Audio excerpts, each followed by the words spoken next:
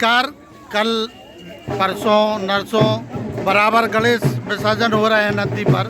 Sir, आपने जो निरीक्षण किया, क्या पाया और क्या व्यवस्थाएं हैं आगे के लिए गणेश विसर्जन, क्योंकि मूर्तियां बड़ी भी आती हैं, छोटी भी आती हैं, तो कैसे आप क्या प्लानिंग करेंगे? जैसा कि अभी आप लोग जान रहे हैं कि अभी गणेश चतुर्थी कार्यक्रम पूरा ख़त्म होने के बाद गणेश जी की मूर्तियों का विसर्जन होगा। उसके उपरांत दशहरा के बाद भी मूर्तियों का विसर्जन होगा। तो हमारे कुल 5 स्थानों पे नगर निगम क्षेत्र में विसर्जन होता है। तो सभी स्थानों का भ्रमण करके ये देख रहे हैं कि किस तरीके से व्यवस्था किया जाए, जिस समय विसर्जन के समय जो है लोगों को सुविधा भी हो और भगवान न करे किसी प्रकार की कोई दुर्घटना वाली स्थिति उत्पन्न ना हो, लाइट की व्यवस्था पर्याप्त हो। उसी के क्रम में आज यहाँ पहुँच नदी के घाट पे हैं।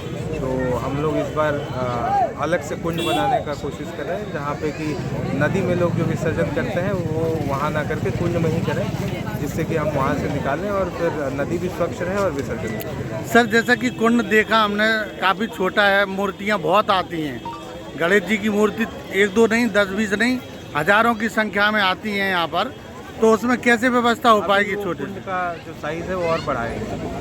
यहाँ पे जैसे कि यहाँ जो आती हैं मूर्तियाँ वो छोटे साइज़ की आती हैं, बड़े साइज़ की मूर्तियाँ इसके पीछे जो घाट है वहाँ पे जाती हैं। जी जी। तो वहाँ ऑलरेडी व्यवस्था कर दी गई है, क्योंकि यहाँ छोटे साइज़ की आती हैं। तो ये कुंड का अगर हम साइज़ बढ़ाएंगे तो वो पर्याप्त हो जाएगा, क्योंकि आयोजक कमेटी के भी लोग साथ में हैं। तो आपने क्या सहयोग किया है सर के साथ, जैसा कि सर बता रहे हैं? पहले मैं आपके चैनल को धन्यवाद देता हूं, और जितना धन्यवाद मैं माननीय अपने नगर आयुक्त जी को, नगर निगम पूरे अधिकारियों को, जो उतना कम है। जिस प्रकार उन्होंने आके, माननीय नगर आयुक्त जी ने, पूरी उनकी टीम ने आकर जिस प्रकार लक्ष्मी कुंड का निरीक्षण किया, उसकी सफाई के लिए व्यवस्था कराई, और जो आके नगर में यहाँ पर पहुँच नदी पर 2 मिनट में सोल्यूशन हो गया नदी में विसर्जन का, जिसमें कोई कैजुअलिटी भी नहीं घटेगी और नदी की स्वच्छता भी बनी रहेगी। क्या सॉल्यूशन होगा? सॉल्यूशन ये हुआ कि जिस प्रकार से हम नदी में यहाँ पे छोटी मूर्तियों का विसर्जन करते हैं, तो एक कुंड उसके बगल में ही कच्चा भी बनाया जा रहा है, जिसमें पानी कम से कम 5-6 फीट पर्याप्त मात्रा में रहेगा, जिसमें विसर्जन होगा नदियों मूर्तियों का। और जो बड़ी मूर्ति है वो पीछे की तरफ, वहाँ फोड़न की तरफ, उस तरफ जो घाट बना हुआ है उसको भी बड़ा बंधिया डाल के बनाया जा रहा है, बट अति सुंदर बनेगा।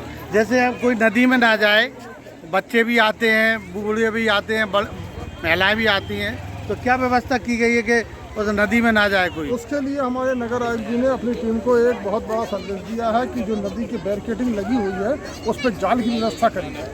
बैरिकेडिंग लगाई जाएगी अभी? हाँ, बैरिकेडिंग लगाई जाएगी सर। विसर्जन होगा उस दिन लगाएंगे। उस दिन लगाई जाएगी, जिसमें कोई नदी में कैजुअलिटी ना हो, न जा सके। जी जी, और धन्यवाद। स्थानीय फोर्स हमारे जो सीओ सिटी साहब हैं वो भी बड़े सक्रिय हैं, उन्होंने आश्वासन दिया है। सीपी बाजार का फोर्स भी है, हम सब भी रहेंगे। धन्यवाद सर। आप देख रहे होंगे, मैं दलबल के साथ सिटी मजिस्ट्रेट, सीओ सिटी, पूरा फोर्स महकमा निरीक्षण में लगा है कि कोई गड़बड़ी ना होने पाए, किसी प्रकार की अराजक तत्व ना गड़बड़ी फैलाएं।